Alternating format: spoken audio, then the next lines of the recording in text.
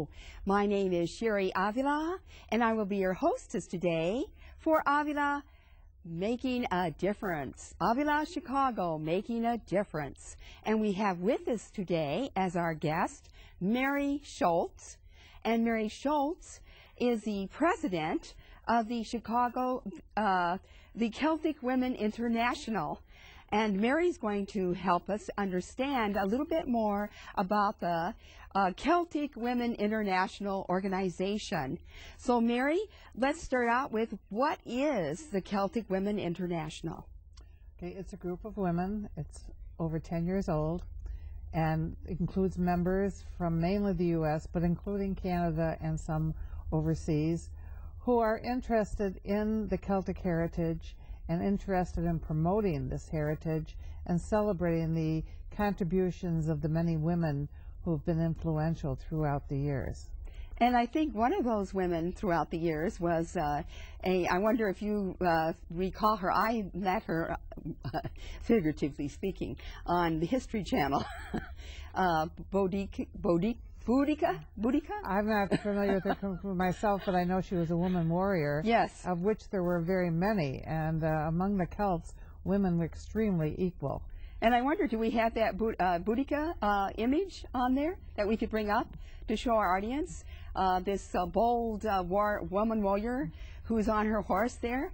That's Boudica. She was a very important Celtic warrior. Celtic warrior that is very, very famous. She was on the History Channel. Well, the Pirate Queen, the play that was just here recently, was Grace O'Malley. And Grace O'Malley was the Pirate Queen, and she operated out of the coast of Ireland. Okay. So there have been many, many women throughout the years. It's not they're not a retiring type.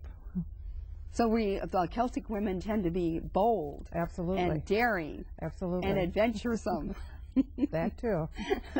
Now we have a map that I thought we might share with the audience, and then you can mention some of the countries and places where the Celts were established in the past. So could you bring up that map? It's image number 4. Now I know this map is somewhat ambiguous, but nevertheless I think you can make out some of the countries here. Would you like to talk about some of the countries that were settled by the Celts? Well, actually the Celts originated in Central Europe and almost in Asia Minor, and as we're going back thousands of years, and as they moved steadily west as things were settled. And so they went into France, and then they crossed the sea, and then they went into England, and they crossed the sea again and went into Ireland. So they've actually done DNA comparisons of populations and discovered the degree to which the Celts, the Celtic DNA is still prevalent, varies as you go further west. The purest Celts are those like in the Aran Islands, where they couldn't go any further. They're in the Atlantic Ocean.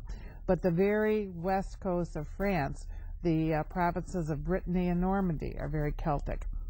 The Isle of Man, Scotland, Wales, and Cornwall, the ends of England, so to speak, that the Anglo-Saxons pushed the Celts into, Wales.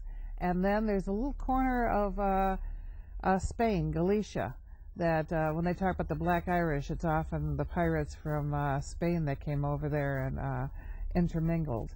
But so we consider there's 7 Celtic nations, and in many cases the Celtic tradition is more alive in some than others, and the languages all started together, but now some are dead and some vary, but there's a shared history and a shared even the stories, while they may seem different, when they go back to the basics, even they're the same. Since I last interviewed you, I actually took some classes in Celtic history, and the teacher I had was Father Kevin O'Neill Shanley, and Father Shanley did mention in the class that some of the Celts actually came in from India, or what they call that Indo area. Right.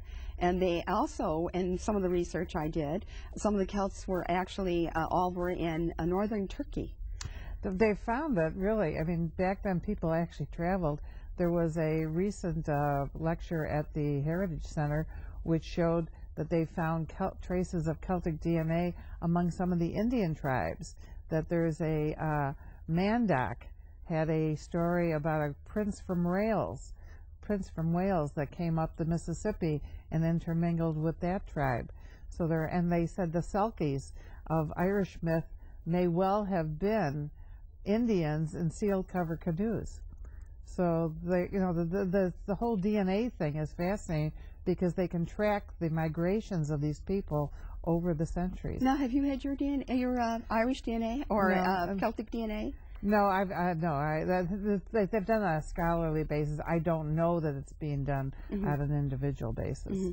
I do know that my one grandfather and grandmother were born in County Mayo, so I would say they're probably pretty Celtic. I've had a general DNA done through genographic DNA, which is a genealogical type of DNA, done through National Geographic. But it doesn't specialize. It's very generic and general, but nevertheless, it's very exciting, interesting, and different. So I am Helper Group H, and my husband, I believe, is Helper Group C, or I'm not sure. I think it's C. I think that the whole thing is fascinating because, people are more alike in many ways than they realize, and yet there were pockets that you wouldn't think existed. It's just fascinating. Well, according to National Geographic, we all originated out of Africa. There you go. And according to National Geographic, we all went across the Middle East. And then, in my case, I took a left, and he took a right, my husband. There you go. His ancestors, that is. But we find, too, that when we did this, when this group was formed, and it was formed in Milwaukee 10 years ago, by a visionary woman, Jean Bills, who had run programs at the Milwaukee Cultural Center and decided to do something more encompassing. And she brought in, we had professors talking about language, and we had harpists from the Orkneys, and, it was absolutely fascinating.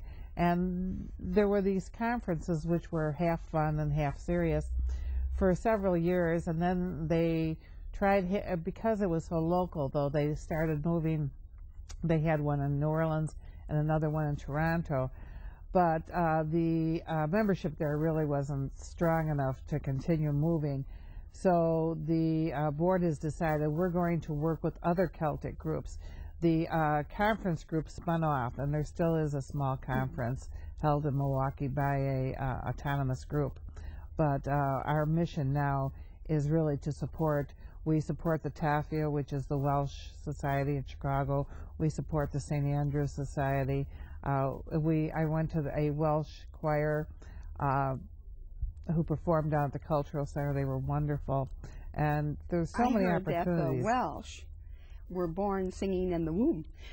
Well, I tell you, they really are. Actually, that's one of the few Celtic languages that's alive and well in Welsh, absolutely. And there's no question that they are fabulous. Richard Burton is, of course, the prime example of someone who has the most melodious voice. And well, let's talk about what it is you have to do to join your group.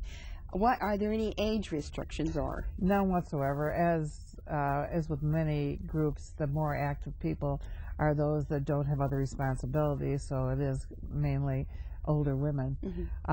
But first of all of our activities are open to men and women. And different groups, for example, the Chicago chapter meets on a monthly basis at the Heritage Center and brings in speakers on many different subjects. And for Christmas we have holiday baking, and then we get to eat. I mean, it's not all just listening. And but anyone that's interested can join. We have a website, and the information on filling out the membership is there. Our dues are $25. We can't talk about money. Okay. Anyway, there's a nominal donation just to support the group. But the other groups, there's a group up in Sheboygan, and here again they're just getting started, so they have joined and trying to get a group together to go and support a performance or something like that. And then, of course, there's a group in Milwaukee, another in Toronto. So, we're here and there, very autonomous. Our leader in Chicago is Maureen Smith, who unfortunately couldn't be with us today. But she's an actual dynamo who's just. I wonder if we could bring up that info page that shows where the Chicago chapter of the Celtic Women International meets, and their website and so forth. And then you can share that information again. You can see that the website is simple, CelticWomen.org.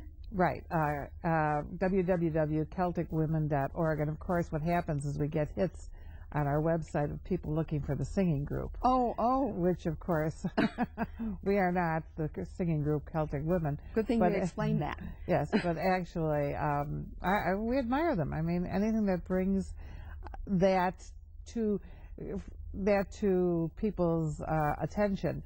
Instead of being an Irish group or a Scottish group, they're a Celtic group, and that way. And I think, 10 years ago you didn't hear the term Celtic, and so I think the idea that we share this heritage is becoming more and more accepted. And let's talk about where you meet at the Irish American Heritage Center. Right. And that's located where? At Wilson and Knox, just off the Edens Expressway, and right where the junction is.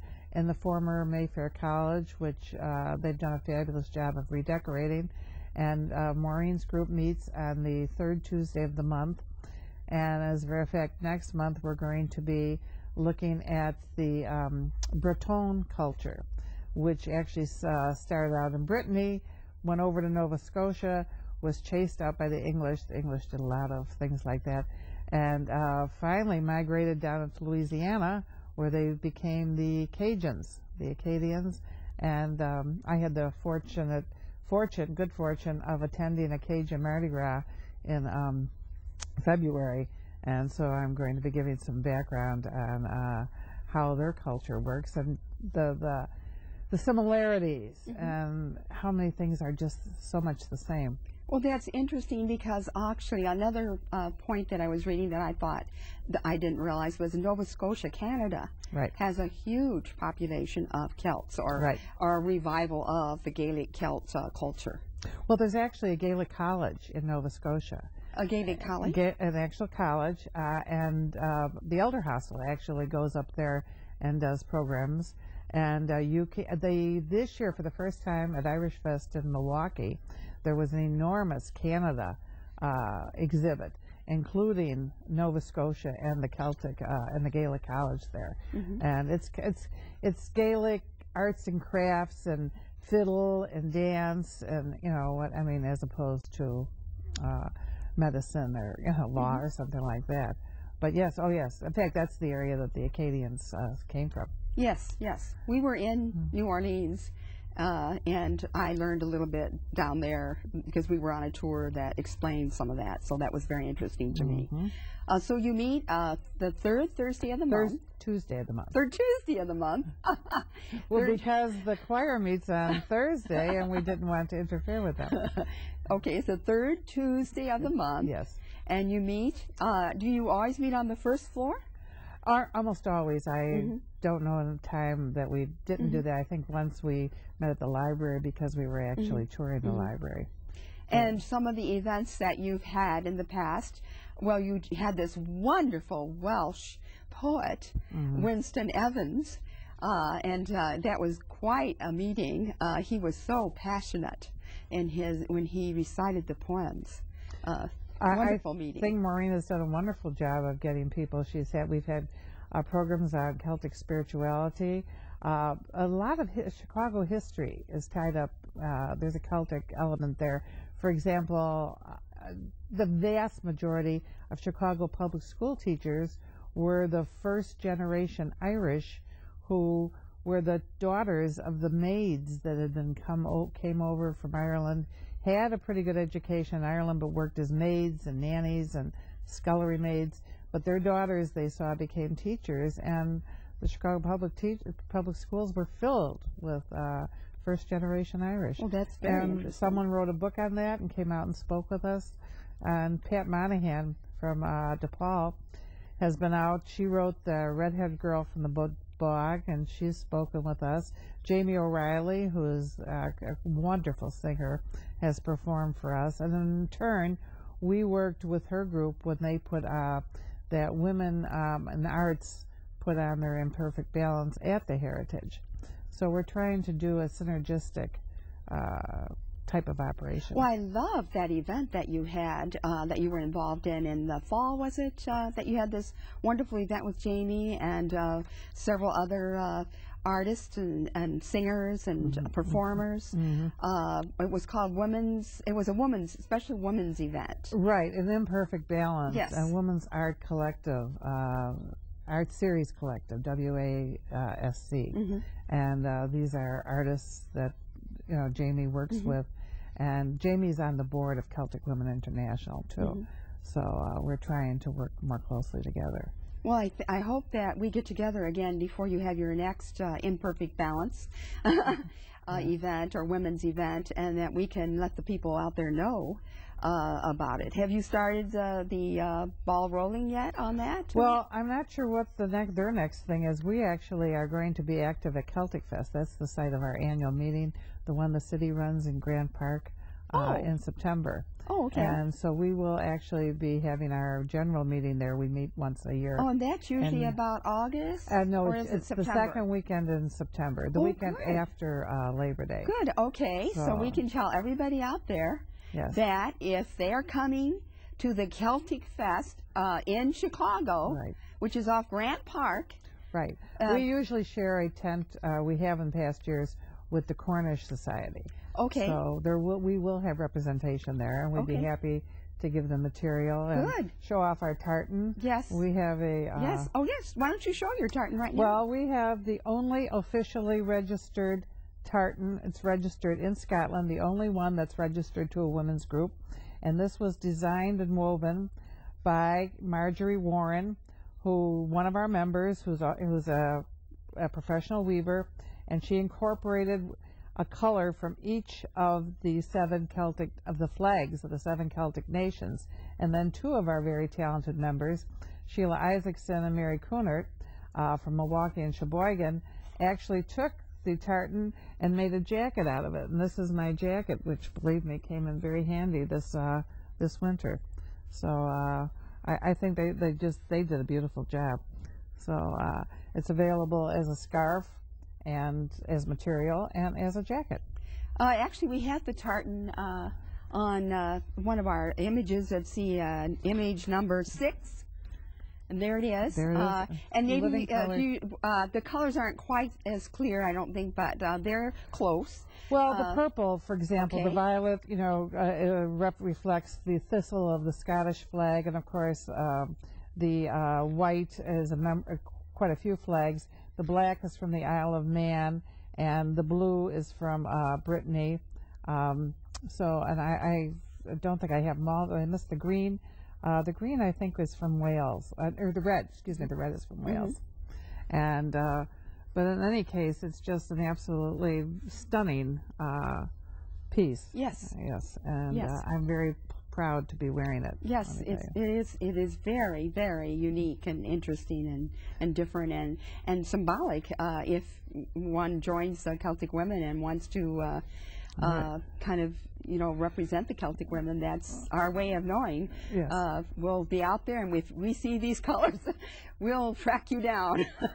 Know who we are. Yes. Well, we're hoping, like this year, we actually went out to Galena and we learned about the Celtic history there. Galena actually was a lead mining area, and they brought in miners, especially from Cornwall. Mineral Point is extremely Cornish, and we followed Father Mazzucchelli, who had founded all these parishes there. The Irish renamed him Father Matthew Kelly because Mazzucchelli was just a little too non-Celtic. But we've done a few of these field trips, if you want to call it. So you go on a trip to Galena once a year then? Well, we've done it twice, but next year we may go somewhere else. And of course, somewhere else next year. There's always a thought maybe we'll get to Ireland or Wales or something. But or Brittany. Or Brittany, yes, because Brittany has a big population of Celts. Absolutely, absolutely. That's I've met. They have their own website too, where they're trying to preserve the Breton language, and so there's a Cornish society and there's a couple of Welsh societies, and the Scottish group And believe me, this is something that it's just so interesting once you get started. Oh yes, I know that. I've attended several of your meetings, and I've really enjoyed them. I remember you had a jeweler. What was her name, the jeweler? Oh, that's a friend of Maureen's, and I'm sorry I don't have her name. Well, but she does beautiful work. yes. We have a couple of, I know Catherine Crow's another one from Toronto that's actually exhibited at the Heritage Center. And between the artists and the jewelers and the poets and the cooks even. I mean, we've had people, a couple of our members have published works of poetry. So the Celtic urge to express themselves in music and art, it hasn't died. It's alive and well, believe me. Yeah. So if someone is definitely, one of the things Maureen does is she has a reading list on the website for anyone looking for further information. She publishes a newsletter which includes all kinds of history and things like recipes and whatnot.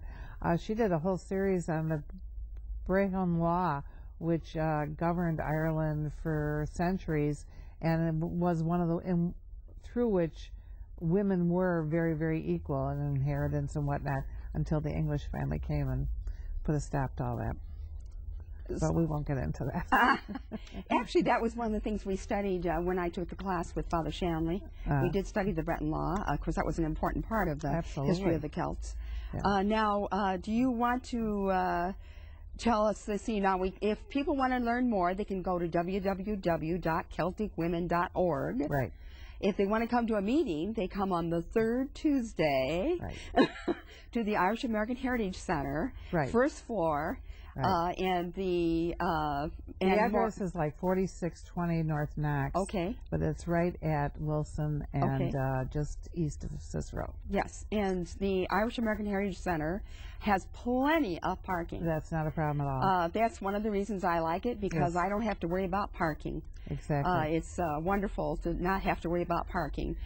We're hoping to be, they're doing an Irish Fest at the Celtic Center the middle of July. I think the 14th and 15th are the dates, and we're hoping to have some sort of some sort of presence there. At the Irish American Heritage Center? Yes. At their Irish Fest? At their Irish Fest, yes. Because we have an Irish Fest there. Right, I know it all gets a little confusing. Yes, and then of course there's the Milwaukee Irish Fest, which is the granddaddy of all fests. Yes. Yes. That's definitely the granddaddy. Yes, and so, I mean, there's so many ways that you can participate, So people who want to participate, they can participate by being members and coming and just attending and listening and learning more. And you don't have to be necessarily even Celt. That's true. Absolutely. I should have mentioned that earlier, that it's really anyone with an interest is someone that we're interested in speaking with, because we've had members, one of our board members is actually, I think, Lithuanian, but she's married to an Irishman and has become extremely active and probably knows more history than I do. So that scenario sounds familiar. So see, now they can participate by coming to the meetings. They can be, if they're an author, an artist, an entertainer, and they want to share their Celtic history, they can come and be a speaker. Absolutely. Maureen would love to hear. She's always looking for somebody, and usually it is just a member. For example, I'm speaking on the Bretons next month, but one of our members did a book review, and some of our others have, Diane McCarty, one of our other members, is Welsh and did quite a bit on them. So we've definitely, we use the home team a lot. Well, I think that the important thing is that you're learning about the Celt culture, and that we are all in it together. Exactly. Exactly. I think that the Heritage Center offers more and more on that vein. They're trying to do more history with the opening of that library, which is just a magnificent, period. They've been able to bring in more languages, and now they're trying to bring in other groups too, because it is a wonderful venue. I personally, I've been a member of the Irish Heritage Center for probably 10 years now. Oh, really? I live in Michigan, and I'm still a member. Oh, that's interesting. I know I have met quite a few people. We had an event at the Irish Heritage Center, and we actually had people that came in from all different states, not even just Michigan or Wisconsin, but like I think somebody came in from Florida, Texas. I was amazed at the different states that are represented when people come in to learn about or to enjoy the various events at the Irish American Heritage Center. Oh, I think they've done a wonderful job of becoming a meeting place. Especially, you know, there's a group of retired teachers that meet there. There's a quilting group that meets there. There's language classes, and what they've done actually now is started a children's programs, which I think is and they have a great book club. Oh, that's not book discussion. Every more than I didn't even know about. Starts again in September. The second Sunday, or I think it's going to make it the second Sunday, something like 2 to 5. They discuss books, usually by Irish authors, and they're very, very unique. One book that we discussed was The Pleasures of Eliza Lynch, and this was about an Irish girl who actually ended up going to Paraguay. And she was really the mistress of the leader of Paraguay. But extraordinary story. Yes, I would expect. Yeah. It was technically considered fiction, but it would be historical fiction because the characters were actually based on real people. See, obviously, there's another Celtic woman who was not afraid to be adventurous. Definitely adventurous. Definitely. Well, you know, as now, how many times have we had an Irish woman president? You know, so the women there have not lost their independence. Very good point. A woman president, yes. Yes, the last two. Yes. So the last two presidents in Ireland were women. Right, Mary That's Robinson. Wonderful.